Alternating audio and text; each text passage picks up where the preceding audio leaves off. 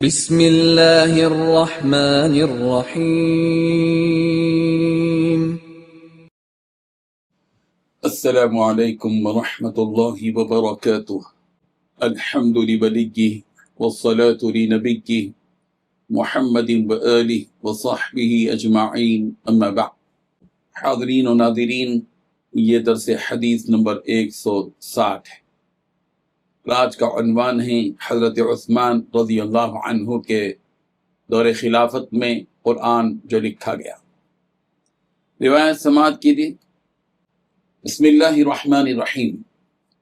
عن انس بن مالک رضی اللہ عنہ حدثه ان حذیفة بن اليمان قدم على عثمان وكان يغازي اهل الشام في فتح ارمینیہ وأذربيجان مع أهل العراق، فأفزع حذيفة اختلافهم في القراءة، فقال حذيفة لعثمان: يا أمير المؤمنين، أدرك هذه الأمة قبل أن يختلفوا في الكتاب اختلاف اليهود والنصارى. فأرسل عثمان إلى حفصة أن أرسلي إلينا بالصحف ننسخها في المصاحف ثم نردها إليك. فأرسلت بها حفصة إلى عثمان، فأمر زيد بن ثابت وعبد الله بن الزبير وسعيد بن العاص وعبد الرحمن بن الحارث بن حشام فنسخوها في المصاحف. وقال عثمان للرهط القرشيين الثلاثة: إذا اختلفتم أنتم وزيد بن ثابت في شيء من القرآن فاكتبوه بلسان قريش، فإنما نزل بلسانهم. ففعلوا حتى إذا نسخوا الصحف في المصاحف رد عثمان الصحف إلى حفصة وأرسل إلى كل أفق بمصحف مما نسخوا، وأمر بما سواه من القرآن في كل صحيفة أو مصحف أن يحرق. رواه البخاری۔ ترجمہ یوں ہے، حضرت انس بن مالک رضی اللہ عنہ نے بیان کیا کہ حضرت حذیفہ ابن الیمان رضی اللہ عنہ امیر المؤمنین حضرت عثمان رضی اللہ عنہ کے پاس آئے۔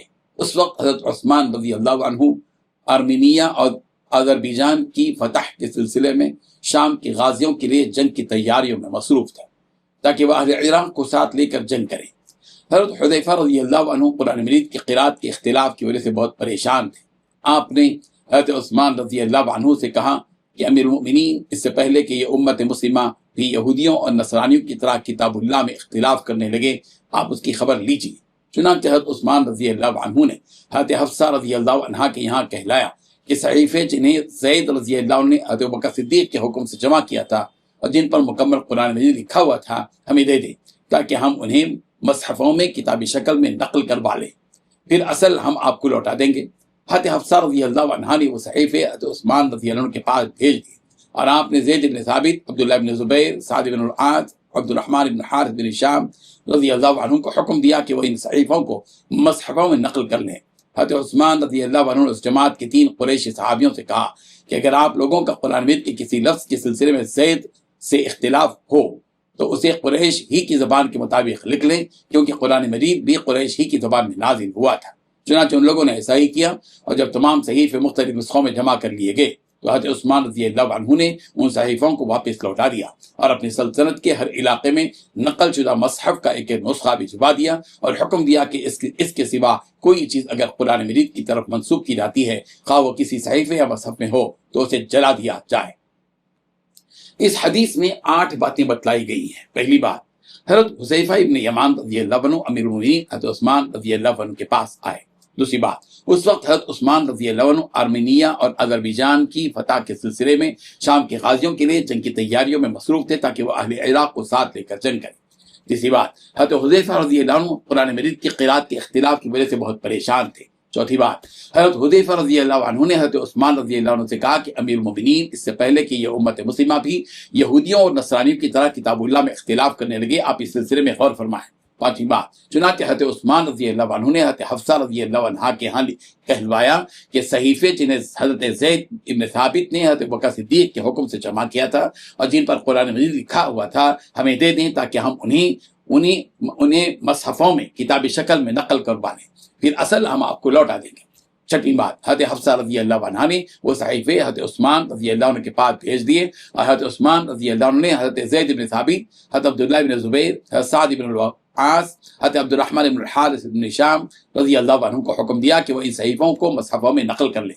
ساتویں بات، حضرت عثمان رضی اللہ عنہ نے اس جماعت کے 3 قریشی صحابیوں سے کہا کہ اگر آپ لوگوں کا قرآن مجید کے کسی لفظ کے سلسلے میں زید بن ثابت سے اختلاف ہو تو اسے قریش ہی کی زبان کے مطابق لکھ لیں، کیونکہ قرآن مجید بھی قریش ہی کی زبان میں نازل ہوا تھا۔